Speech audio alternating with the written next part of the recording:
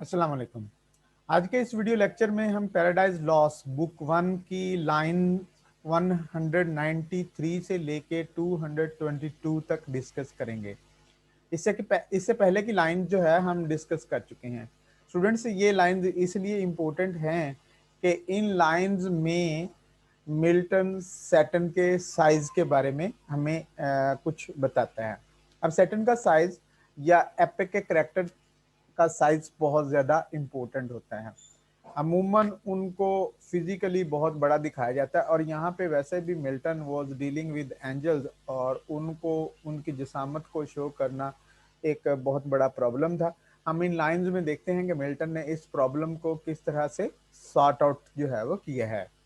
तो स्टूडेंट्स, हम देखते हैं कि ये सारी की सारी सिचुएशन जो है वो किस तरह से है। हम स्लाइड शो मोड में जाते हैं ताकि ये ज्यादा वाजे हमें जो है वो नजर आए। फ्रॉम द बिगिनिंग हम देख लेते हैं। तो paradise lost book one lines 193 to 222 देखते हैं क्या कहता है टेक्स्ट यहाँ पे। Thus Satan talking to his nearest mate with head uplift above the wave. अच्छा, ये सैटर्न की सिचुएशन थी। वो हेल में था और he was a sort of overwhelmed by the wave of the molten fire there, यानी वहां पे जो पिघली हुई आग थी उसकी वेव ने उसे तकरीबन तकरीबन जो है वो मगलूब किया हुआ था। उसने अपना सर उठाया और अपने जो दोस्त बिल्जबब से जो है वो बात करना शुरू की, अपने लेफ्टिनेंट से जो है वो बात करना शुरू की। एंड आईज दैट स्पार्कलिंग ब्लेज्ड, और आंखें जो अभी तक उसकी बहुत ज्यादा चमकदार थी। His other parts besides prone on the flood, और बाकी उसके जिस्म के जो हिस्से थे वो अभी उसी उन्हीं जो मोल्टन फायर की वेव्स हैं उस पे ही जो है वो पड़े हुए थे। एक्सटेंडेड लॉन्ग एंड लार्ज ले फ्लोटिंग मैनिया रूड, यानी वो बड़ी दूर दूर तक जो है वो फैले हुए थे। ये रूट जो है वो एक मेजरमेंट समझ लें ऑफ मेजरिंग डिस्टेंस के फासला जो है वो किस तरह से मापा जाता है।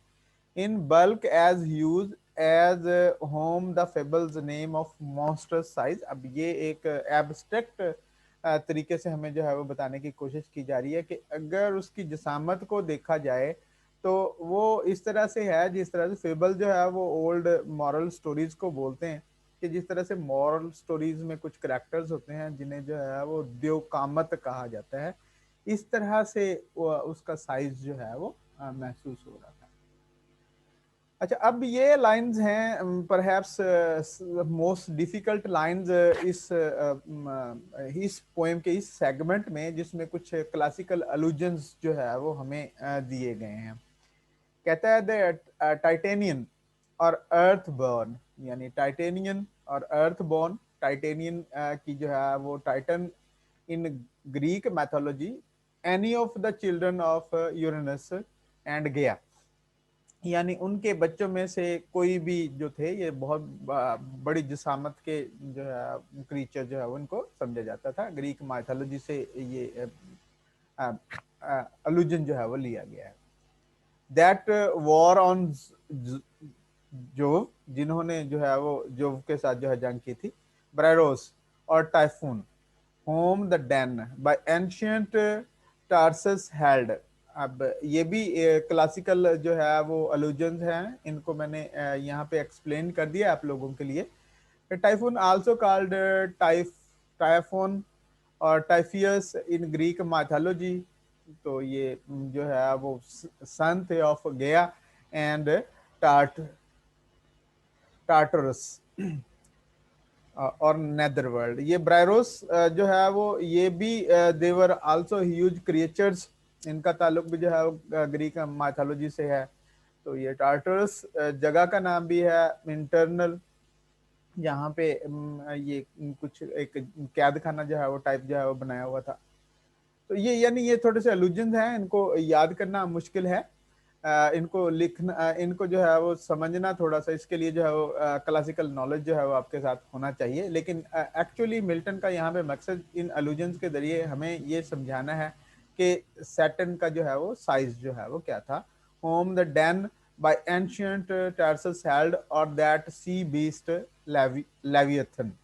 अब ये एक और उनका जो है वो कंपैरिजन किया जा रहा है लेवियथन के साथ कि वो समुंदर का जो दरिंदा था जिसे जो है वो लेवियथन बोलते थे उस जैसे, which God of all his works created hugest, जिसे अल्लाह ताला ने यानी अपने कामों में सबसे बड़े, यानी जो भी अल्लाह ताला ने मखलूक बनाई उस मखलूक में जो है सबसे बड़ी मखलूक जो है वो ये लेवियथन थी। That swim the ocean stream, और ये जो है वो नजर कहाँ पे आती है, ओशन समुद्र में। Him happily slumbering on the Norway foam, the pilot of some small night-foundered skiff।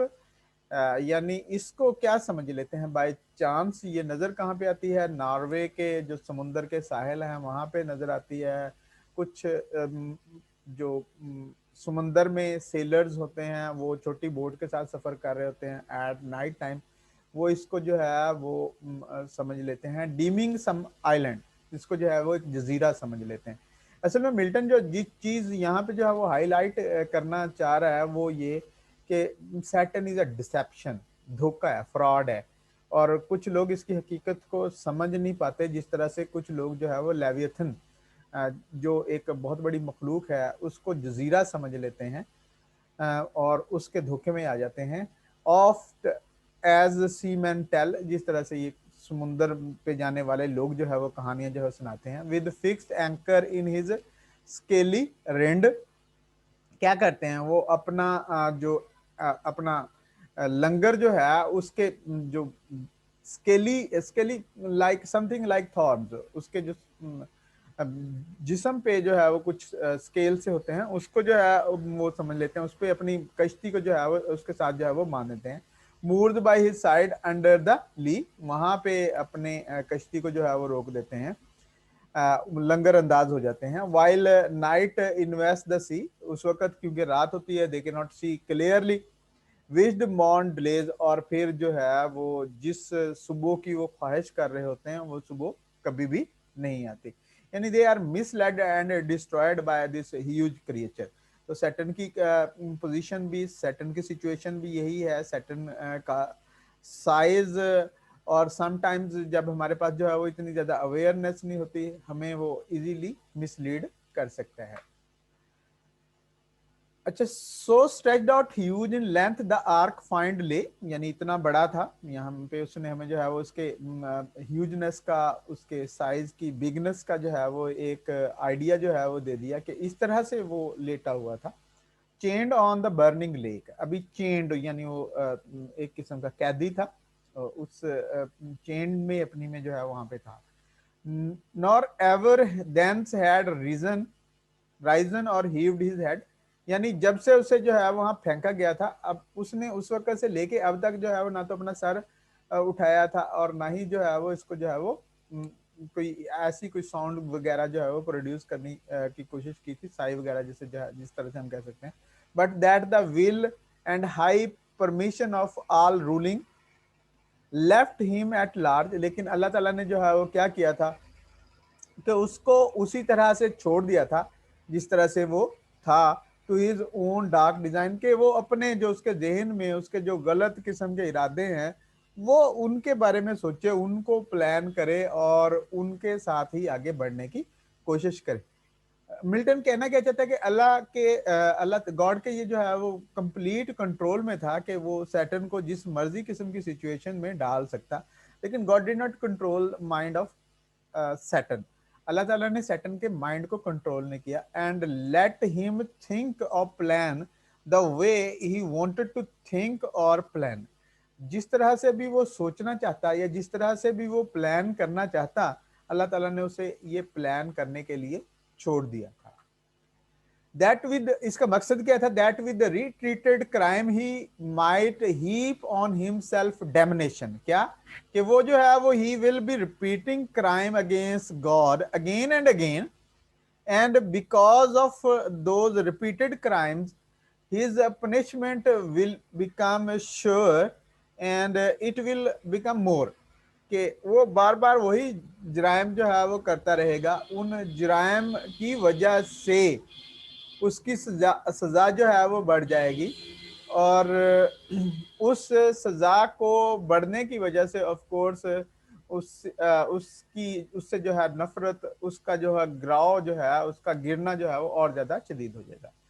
While he sought evil to others, क्या करेगा सैटन, वो दूसरों के लिए बुराई का सोचेगा, बुराई डिजाइन करेगा। He want others to commit evil and enraged might see how all his malice served but to bring forth infinite goodness। लेकिन वो देखेगा क्या, वो he will be looking to do something bad, but he will be discovering that good is coming out of his bad, कि उसकी जो बुराई है उससे अच्छाई जो है वो बाहर आ रही है। Grace and mercy shown on man by him seduced, यानी अल्लाह ताला उस बंदे पे रहम करेगा, जिसको वो वर्गलाएगा, अल्लाह ताला उस पे करम करेगा, उस पे जो है वो रहम करेगा। But on himself treble confusion, लेकिन उसके अपने ऊपर जो है वो क्या, he will be confused by when he will see that all his efforts are going waste. The man whom he wanted to seduce is increasing in ranks in front of God. Wrath and vengeance poured, अब उसे जो है वो यानी इस चीज पे जो है वो गुस्सा आएगा जब जो है वो देखेगा कि उसके डिजाइन जो है वो दे आर फेलिंग कंटिन्यूअसली। तो स्टूडेंट्स, हमने इन लाइंस को जो है वो देखा। इन लाइंस में मिल्टन ने सैटर्न के साइज को जो है वो डिस्क्राइब किया है। ये lines become a bit difficult because of the classical allusions in them। वो क्लासिकल अलूजन्स की वजह से ये थोड़ी सी जो है वो मुश्किल हो जाती हैं, लेकिन असल मिल्टन का यहाँ पे जो है वो मकसद है, वो मकसद सैटर्न के साइज को डिस्क्राइब करना है। और बाकी जिस तरह से हम जो है वो अक्सर कहते हैं कि ये मिल्टन सैटर्न की साइड पे है, इन लाइंस को भी पढ़ के जो डिस्क्रिप्शंस है उनको पढ़ के you can very clearly understand that Milton was not supporting Saturn. Milton was not an advocate of Saturn. Rather, he was writing this poem from the point of view of a pure Christian, and he was a great supporter of good and goodness. So, student, we will be discussing this poem in future as well. If you think uh, these video lectures are helping you in order to understand literature to any extent, you should subscribe to my channel on YouTube, which is AdMed Public. I think you will subscribe. Your subscription will give me more courage, more zeal to work in the future on this as well. Inshallah, we will be talking about something else in our next video lecture. Till then, Allah Hafiz.